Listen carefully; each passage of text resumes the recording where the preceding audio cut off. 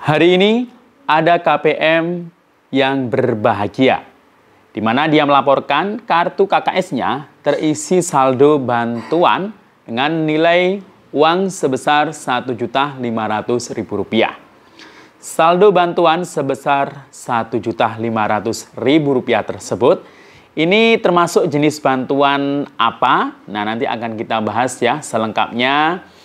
Dan kemudian untuk tindak lanjut survei ground check data tunggal sosial ekonomi nasional yang sedang berlangsung di bulan Maret 2025 ini, ada KPM yang masuk survei, ada juga KPM yang ternyata ini tidak masuk namanya di dalam resurvey. Nah, kira-kira apa pengaruhnya untuk KPM yang namanya tidak masuk list survei data tunggal sosial ekonomi yang dilakukan mulai bulan Maret 2025 ini? Apakah akan berpengaruh terhadap bantuannya? Nanti akan kita bahas juga terkait mengenai bantuan sosial yang lain. Nah, simak terus videonya sampai akhir, jangan kemana-mana, kita intro dulu.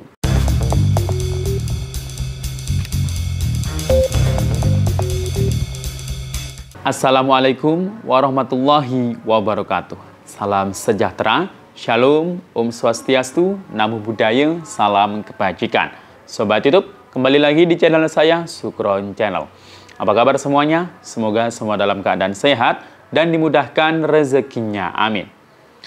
Nah, pada video kali ini kita masih membahas soal bantuan sosial tentunya. Nah, pada hari ini, tanggal 13 Maret 2025, ada KPM yang berbahagia karena melaporkan kartu KKS-nya terisi saldo bantuan lagi sebesar Rp1.500.000. Nah, saldo ini masuk untuk yang kedua kalinya ya.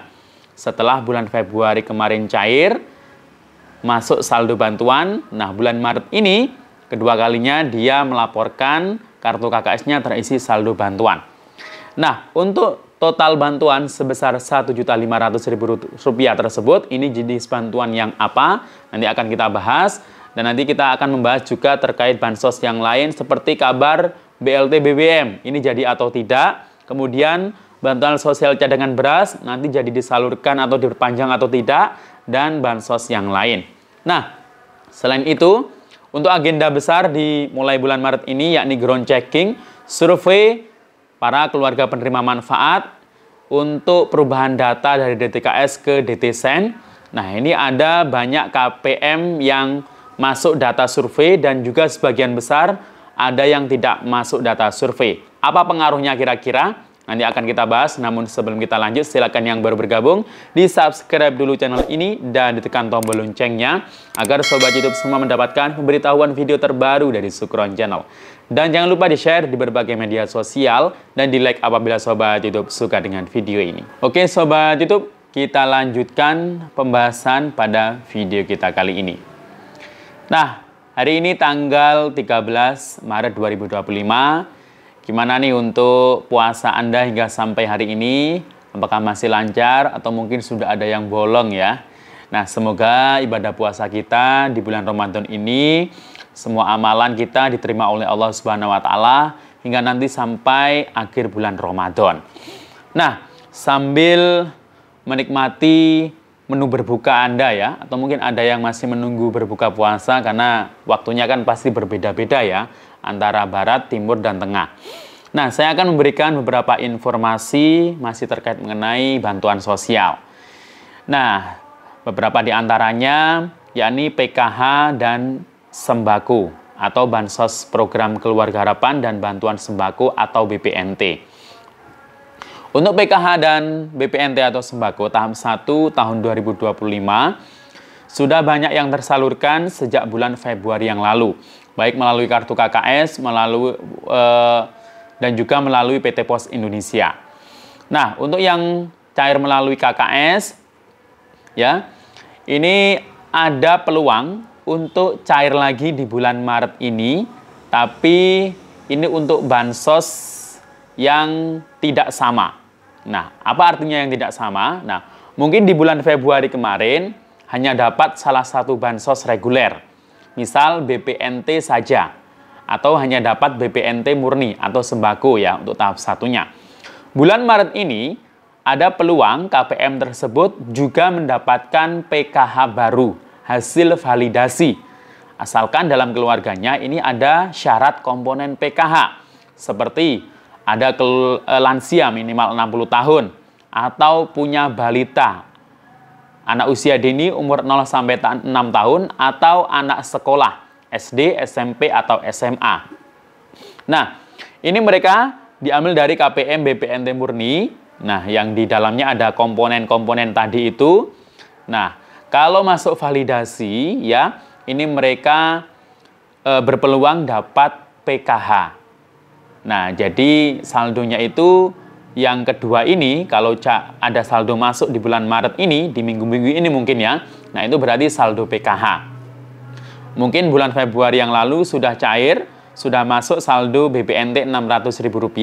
Nah, bulan Maret ini ternyata ada saldo bantuan lagi yang masuk.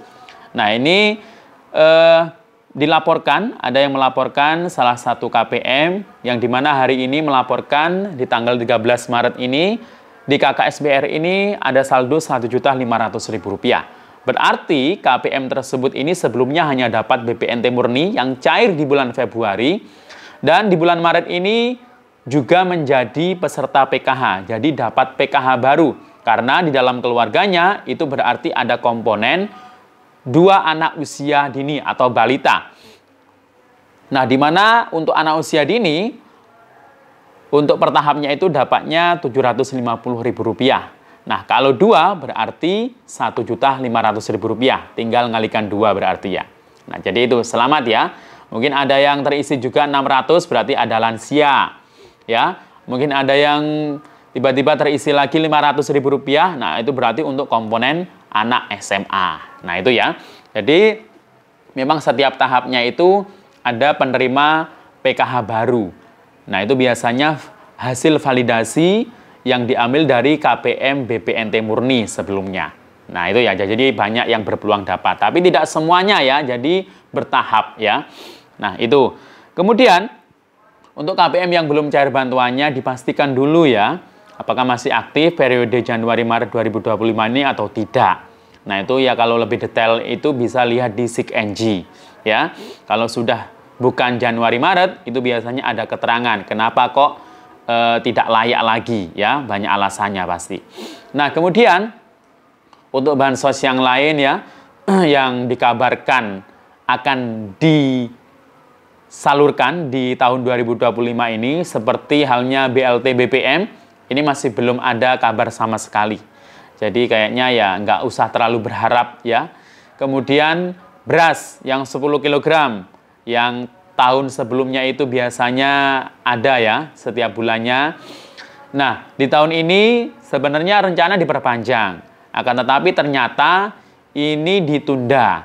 Nggak tahu nanti masih jadi disalurkan, diperpanjang atau tidak, kita menunggu saja info resmi dari pemerintah. Karena data penerimanya itu kan tidak ada lagi. Sebelumnya kan data penerima beras itu diambil dari P3KE. Sedangkan P3KE itu sekarang itu sudah nggak ada lagi. Dilebur jadi satu dengan DTKS dan Reksosek. Menjadi DTSEN. Sedangkan DTSEN atau Data Tunggal Sosial Ekonomi Nasional saat ini sedang dilakukan uji petik pemutakhiran atau verifikasi ground checking di lapangan. Nah, ini berlanjut ya, informasinya terkait ground checking atau survei yang dilakukan para pendamping ya kepada para KPM yang sudah menerima bansos, atau mungkin juga ada keluarga yang belum dapat bansos yang masuk dalam list, namanya masuk dalam survei. Nah, ini semuanya nanti akan didatangi oleh para pendamping, tapi memang kayaknya bulan Maret ini kayaknya belum bisa selesai 100% ya, karena banyak kendala terkait aplikasi juga. Nah, itu nanti hasil dari survei ground checking DTSEN tersebut akan dijadikan acuan untuk penyaluran di tahap selanjutnya. Nah, ada KPM yang masuk namanya dalam survei, ya, yang akan disurvei. Ada juga KPM yang tidak masuk survei. Nah, KPM yang masuk survei ini se-Indonesia itu ada total sekitar 4,9 juta KPM. Nah, ini mereka disurvei kembali apakah memang masih benar masuk dalam kategori miskin atau mungkin sudah masuk kategori sejahtera. Itu nanti hasil surveinya akan di-ranking kembali oleh Badan Pusat Statistik atau BPS. Nah, dengan berbagai macam pertanyaan nanti ya, surveinya itu nanti banyak sekali pertanyaan. Mulai dari pekerjaan, pendapatan, aset, kemudian kepemilikan tanah, sawah, rumah. Rumahnya itu terbuat dari apa, lantainya, temboknya dari apa, atapnya terbuat dari apa, ya. Kemudian kepemilikan aset seperti emasnya itu punya berapa satu rumah. Mungkin kalung, anting. Nah, itu karena saya menemukan ada beberapa KPM yang ternyata menjawab punya emas 10 gram. Bahkan lebih. Nah, itu nanti mungkin yang akan menjadi nilai lebih di situ dalam perankingan. Nah, perankingan nanti itu ya di-ranking semuanya. Termasuk yang tidak masuk survei, itu juga nanti akan masuk perankingan. Ya, jadi tidak hanya yang sudah disurvei, tetapi yang belum masuk survei nanti juga akan di-ranking. Nah, nanti mungkin nanti akan bertahap ya dalam survei ini. Jadi, siap-siap saja bagi yang sudah disurvei khususnya yang mungkin ternyata punya sawah atau punya kambing banyak, punya motor banyak lebih dari satu, punya perhiasan emas, TV-nya 30 in ke atas, dan juga mungkin punya mobil bahkan ya, atau rumahnya ternyata besar, milik sendiri dan yang numpang ini berbeda ya. Nanti ada pilihannya di situ. Jadi jangan khawatir, wah kalau saya numpang gimana ke orang tua? Nah itu nanti ada pilihannya. Ada milik sendiri, ada bebas sewa, ada kontrak, dan lain sebagainya. Jadi jangan khawatir. Jadi pendamping hanya mengisi apa yang dijawab oleh KPM tersebut atau target sasaran survei. Dari jawaban itu tadi, ya nanti dimasukkan ke pendamping hanya memasukkan saja. Hasilnya nanti yang menilai adalah BPS, akan di-ranking semuanya se-Indonesia. Nanti di situ akan menjadi acuan. Misal masuk desil 1 berarti masih dapat bantuan. Desil 2 mungkin masih dapat bantuan. Nah, kalau desil sudah 3, 4, ya mungkin bisa saja bantuannya akan di-stop. Nah, jadi itu tadi ya. Informasinya semoga bermanfaat. Dan biasanya yang masuk target sasaran survei ini yang banyak yang dari KPM yang usianya muda atau produktif. Ya, itu ya. Juga ada juga mungkin yang tidak usia produktif, tapi mungkin bisa saja terindikasi orang tersebut sudah sejahtera.